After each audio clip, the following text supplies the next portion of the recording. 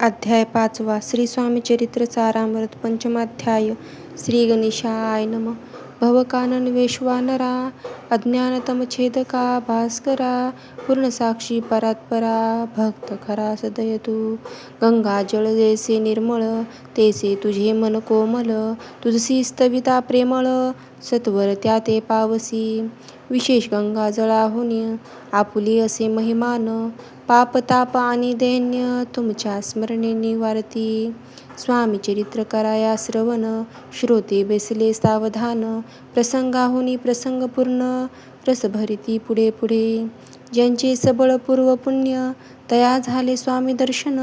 ऐसे चोळप्पा आदी करून भाग्यवंत सेवे करी. अक्कलकोट नगरात एक तपापर्यंत स्वामी राजवास करीत. भक्त बहुत झाले वार्ता पसरली चहूकडे. कोणासी पडता साकडे धाव घेती स्वामीकडे. राजे रजवाडे थोर थोर म्हणती भोसल्यांचे भाग्य परम. स्वामी रत्न लाभले उत्तम नृपती ही भक्त निस्सीम. स्वामी चरणी चित्ती त्यांचे तेव्हा किती एक नृपती. स्वामी दर्शना घेऊ इच्छिती आणि आपुल्या नगराप्रती आणू म्हणती तयासी. पडोद्या माझी त्या उसरी मल्हारराव राज्याधिकारी. एकदा तयांचे अंतरी विचारे सापातला. अक्कलकोटाहुनी स्वामीसी आणावे आपुल्या नगरासी. मग कोणी एके दिवशी विचारे सापातला. दिवाना आणि सरदार मान करी तेसे थोर थोर. बेसले असता समग्र बोले नृपवरी तयाप्रती.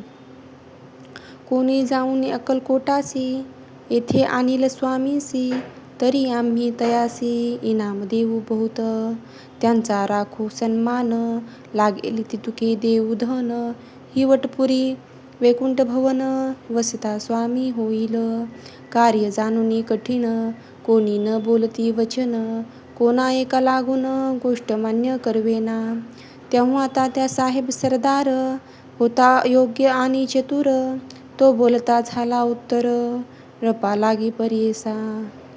आपुली जरी इच्छा ऐसी स्वामी ते आणावे वटपुरासी. तरी मी आणीन तयासी निश्चय मानसी असो द्या. ऐसे एकूणी उत्तर संतोषले तो नृपवर. तेसी सभा ही समग्र आनंदित झाली. संजीवनी विद्या साधण्याकरिता शुक्राजवळीकच जाता. देवी सन्मानिला होता बहुत आनंदे करुनी. नृपती सह सकळ जणे त्यापरी त्यासी सन्माने. गौरवोनी मधुर वचने यशस्वी म्हणती तया. बहुत धन देती नृपती सेवक दिले सांगती. जावया अक्कलकोटाप्रती आज्ञा दिली तात्या ते. तात्या साहेब निघाले सत्वर अक्कलकोटी आले. नगर पाहुनी संतोषले जे केवळ वैकुंठ. पाहुनी स्वामींची दिव्य मूर्ती आनंदित झाले चित्ती. तेथील जणांची पाहुनी भक्ती धन्य धन्य म्हणती तया ते. अक्कलकोटांचे नृपती स्वामी चरणी त्यांची भक्ती. राजघराण्यातील युवती त्याही करीती स्वामी सेवा. आणि सर्व नागरिक तेही झाले स्वामी सेवक. त्या ते वरिष्ठ चोळप्याधिक सेवे करी निस्सीम. ऐसी पाहून तात्यासी विचार पडला मानसी. या नगरातून स्वामीसी केसे नेऊ आपण. अक्कलकोटाचे सकल जण स्वामी भक्त झाले पूर्ण. स्वामीचेही मन रमोन गेले ऐसे या ठाया. प्रयत्नांदी परमेश्वर प्रयत्न कार्य होय सत्वर. लढोनी युक्त थोर कार्य आपण साधावे. ऐसे मनी विचार करूनी कार्य आरंभिले तात्यांनी. संतुष्ट राहावे सेवक जनी ऐसे सदा करिताती. करुनी नाना पक्वाने करीती ब्राह्मण भोजने. तिथली बहुसाल दाने याचक धनी तृप्त केले. स्वामीच्या पूजे प्रती नाना द्रव्य समर्पिती. जेणे सेवकरी संतुष्ट होती ऐसी कीर्ती करीती सर्वदा. प्रसन्न हो भक्त वत्सल्ये कार्य साधावे आपुले. म्हणून नाना उपाय केले द्रव्य वेचिले तात्यांनी. ऐशियाने काही न झाले केले तितुके व्यर्थ गेले. तात्या मनी खिन्न झाले विचार पडला तयासी. मग लढविली एक युक्ती एकांती गाठोनी चोळप्याप्रती. त्याज लागी विनंती करीती बुद्धिवाद सांगती त्या.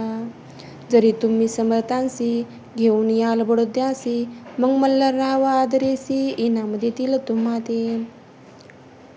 मान राहील दरबारी आणि देतील जहागिरी, ऐसे नाना प्रकारी चोळप्या ते सांगितले.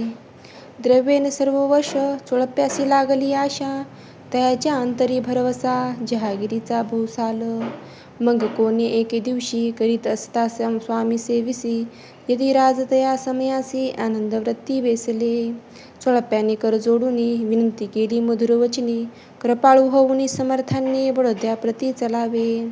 तेने माझे कल्याण मिळेल मला बहुत धन, आपुलाही योग्य सन्मान तेथे जाता होईल. ऐसे कुण्य वचन समर्थांनी हस्य करून, उत्तर चोळप्या लागून काय दिले सत्वर. राव मल्हार नरपती त्यांच्या अंतरी नाही भक्ती, मग आम्ही बडोद्या प्रती काय म्हणून चलावे. पुढील अध्यायी सुंदर कथा पावन होय श्रोता वक्ता. श्री स्वामी राजवद्विता निमित्त विष्णुदास असे. इथे श्री स्वामी चरित्र सारामृत नाना प्रकर कथा समत सदा ऐकोत भाविक भक्त. पंचमाध्याय गोडहा. श्री स्वामी चरण अर्पण नमस्तु. श्रीमस्तु शंभवती. श्री स्वामी समर्थ.